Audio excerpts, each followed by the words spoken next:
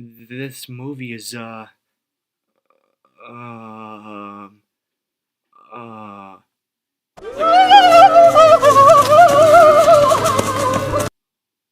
okay, I guess. I've got to say the effects in this film are better than anything you'd see on the Sci-Fi Channel. The creatures are just toys, plastic toys that are actually physically there rather than bad, poorly rendered CGI creatures. All the actors look like they're sober, except for this one familiar looking scientist guy who looks like he's on crack. It was all me! Me! Get away from me! So the plot is about a mad scientist who creates a dinosaur and pretty much a good scientist who creates a robotic version of that dinosaur to try and stop him, pretty much. Sounding like a Godzilla movie, suspiciously.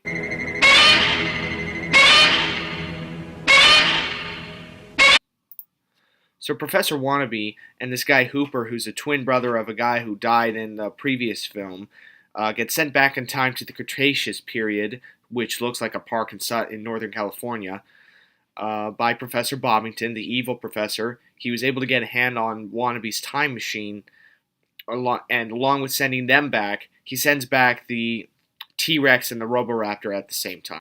I wonder if Professor Wannabe has like Meineke Roboraptor insurance or something like that. Okay, so just so you should know, the time machine is a penguin stuffy. So when they say no budget films, they mean it. So Wannabe and the twin brother guy wander around the Cretaceous period for about 25 days whatsoever, doing wilderness stuff like eating dead frogs and things while trying to avoid the dinosaurs. So at an exhibition of his time machine, Professor Bobbington accidentally lets Wannabe and Twin Guy back in, along with the Roboraptor and T-Rex, and another dinosaur from that time period. And the dinosaur and the green T-Rex, the original T-Rex, they slug it out in a surprisingly bloody battle. Sorry, this might be too gory for you.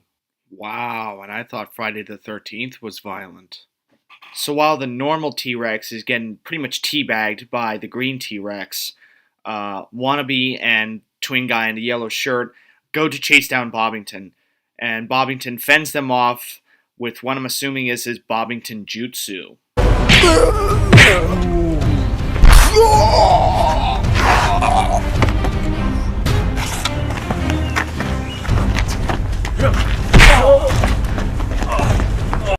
Wow. I haven't felt this intense since playing Arkham City. Forget Chuck Norris, Bobbington's the real badass here. So once the green T-Rex is done with the regular dinosaur, it turns his attention to Bobbington, who summons a mighty battle tank. It's not just mighty, it's magical. It can turn from like a German Tiger to an M4 Sherman almost instantaneously, as if it were a scene change. So the tank gets destroyed and our mad scientist friend tries to get the penguin stuffy for himself. However, he accidentally breaks it, causing a horde of T-Rexes to appear. He's going to go on Mad Scientist Fails of the Week. So the twin screws around with the zoo animals. Bobbington and Wannabe work together to try and fix this whole situation, which leads to this truly, truly realistic looking, amazing scene right here. I'm telling you, gee.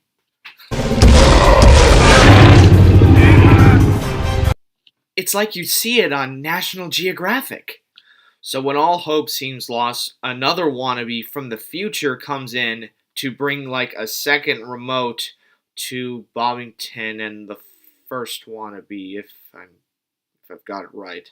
That's interesting.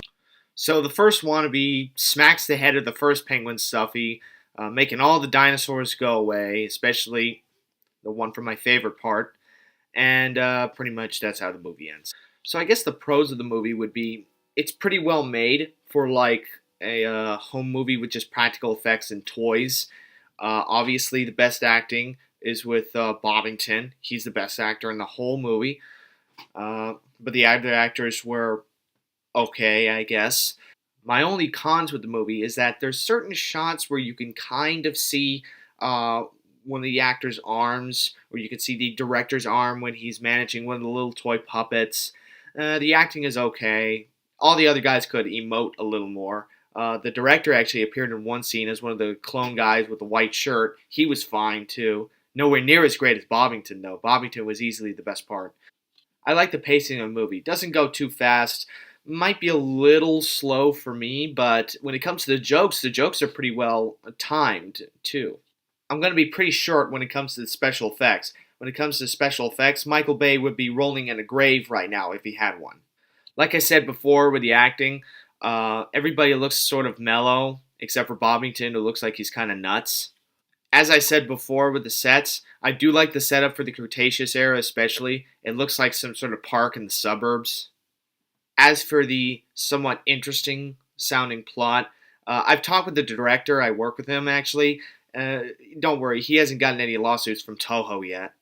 My favorite moments were pretty much every scene with Bobbington in it, and every scene with Bobbington not in it was pretty much my least favorite moments. I should point out maybe there's just one or two moments in this movie that defies the law of physics, like this strong form of alloy that looks like a piece of plastic that the dinosaur broke down, or breaking causality with a penguin stuffy.